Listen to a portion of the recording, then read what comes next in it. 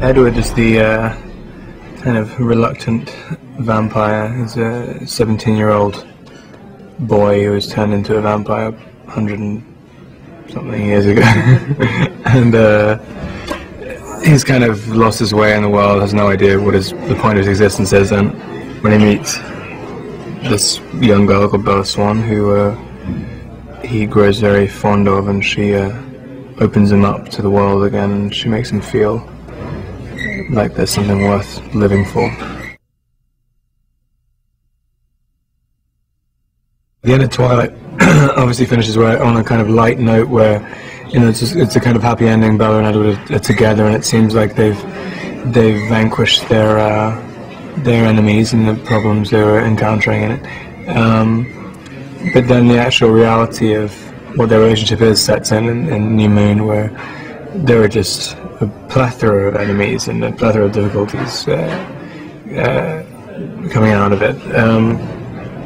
And New Moon is sort of dealing with that, and also dealing with the progression of their relationship and dealing with commitment to each other, as well as just the initial kind of first love story. It's Bella's 18th birthday, and everything, she goes around to the Cullens' house, and it's kind of all very, it's a sort of ideal birthday party in the minds of everyone involved, and it's all beautifully decorated and everything, and everyone's very happy, and Edward's looking at her thinking, you know, she can become part of my family and my life, and maybe this can work out the way he wants it to. And of course it kind of just inevitably falls to pieces, and Edward has to reassess everything about the relationship and his life, and with kind of tragic consequences. The Volturi are kind of, I guess, the oldest known band of vampires, coven of vampires in the Twilight universe. They kind of, I guess they become the sort of vampire lords, or the sort of council. They dictate the rules of how vampires need to behave in the world, and they enforce them as well. So they're much older and more powerful than any of the vampires anyone's seen in the rest of the series. I really like Chris. I mean, he's very calm and he's very focused, and kind of, you know, you never feel pressure, but you know, the ball's always rolling. Everything is. Nothing ever seems held up.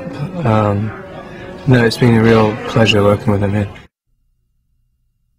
In really simple terms, Edward's much more of a warrior, not a warrior, but a worrier, and Jacob isn't. Like, and that's kind of, that's the biggest difference between them.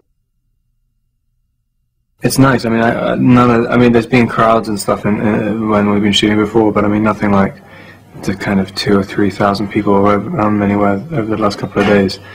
And strange, it's like doing a massive theatre performance in little 10-second jolts, and everybody applauded afterwards and stuff, which is quite, and I kind of, yeah, it was very appreciated. A lot of New Moon is about him having to learn a lesson, I guess, pretty much the hard way, that he can't live without Bella, and in trying to do so, he ruins his own kind of meager existence, and hers as well, which he never thought was going to happen. It's on much more of a grand scale than anything we did in Twilight. So it's interesting. It's all kind of so much more choreographed and stuff. So yeah, it's very operatic.